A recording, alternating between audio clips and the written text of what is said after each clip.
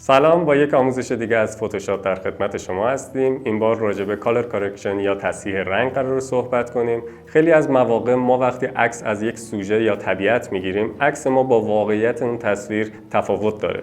دلیلش هم اینه که دوربین کانترست و داینامیک اون طبیعت رو به ما نمیده. میاد خودش یه پروسس انجام میده. هر شرکتی هم فرق میکنه. بهترین کار اینه که ما خودمون توی فتوشاپ بیایم این تغییرات رو انجام بدیم. راههای زیادی داره ولی ما امروز میریم سراغ ادجاستمنت لیر کرفز و ساده ترین راهش هم هست که ما بخوایم این کارا رو روی عکسمون انجام بدیم. پس همراه من باشین با این آموزش. امیدوارم که لذت ببرین.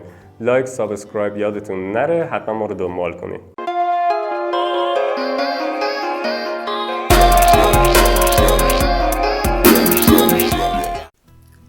شروع کار ما پیدا کردن داده برای ادجاستمنت کرفز هست. برای این کار باید عکس رو آنالیز کنیم، ببینیم کدوم قسمت ما روشن، کدوم قسمت ما تیره و کدوم قسمت تون میانی هست یا همون مید تون.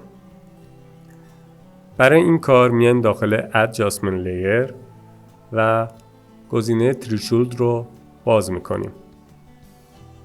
این ادجاستمنت لیر به ما کمک میکنه که نقطه روشن و نقطه تیره تصویرمون رو به راحتی پیدا کنیم.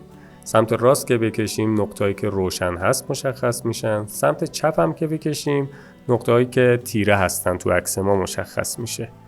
پس ما باید بیایم اولین کار نقطه روشن عکس و قسمت تیره عکس رو پیدا کنیم. برای همین کار باید یک لایه جدید باز کنیم و داده‌های تیره، روشن و میدتون رو مشخص کنیم برای کرفزمون.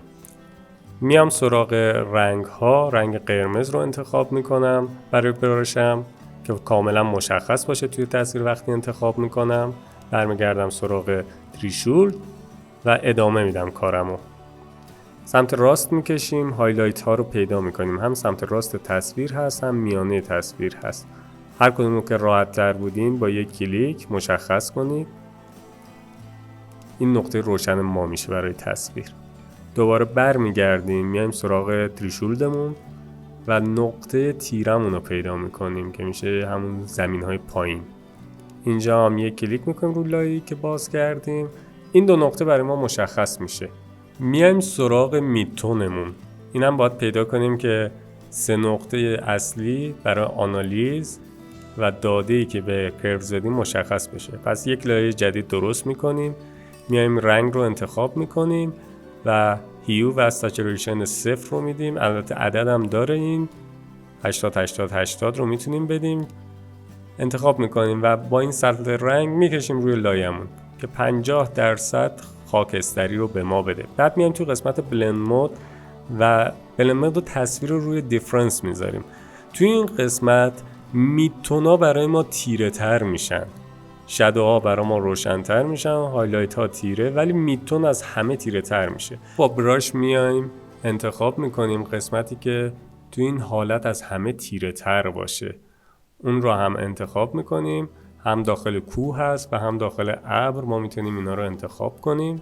برمیگردیم روی لایه‌مون با رنگ قرمز دوباره با استفاده از براش رو نقطه‌ای که میخوایم یک کلیک میکنیم و اونو برای دادن به کرفز انتخاب میکنیم. دوباره لایه رو حذف میتونیم بکنیم یا خاموش کنیم. حالا میایم دوباره ادجاستمنت لیر و یک کرفز رو باز میکنیم. کافیه بیایم سراغ قطره چکان ها که هر کدومشون برای یک قسمت نوری هستن. پایین ترین برای هایلایت، وسطی برای میدتون و بالایی برای شادوها یا قسمت های تیره هست. هر کدوم رو انتخاب میکنیم. تو اون نقاطی که ما پیدا کردیم یک کلیک میکنیم. الان من شادو رو قسمت تیره، میدتون رو که روی ابر هست و هایلایت رو روی قسمت روشن تصویر انتخاب میکنم. بقیه لایه‌ها به غیر از کرفز رو میتونیم یا خاموش کنیم یا حذف کنیم و تغییر عکسمون رو راحت تر ببینیم. توجه کنیم ببینین این ادجاستمنت لیر کرفز چقدر زنده میکنه کار ما رو و کانترست خیلی طبیعی به کار ما میده. شاید تو محیط ما همینطوری ببینیم ولی تو دوربین طور دیگه ضبط شده باشه.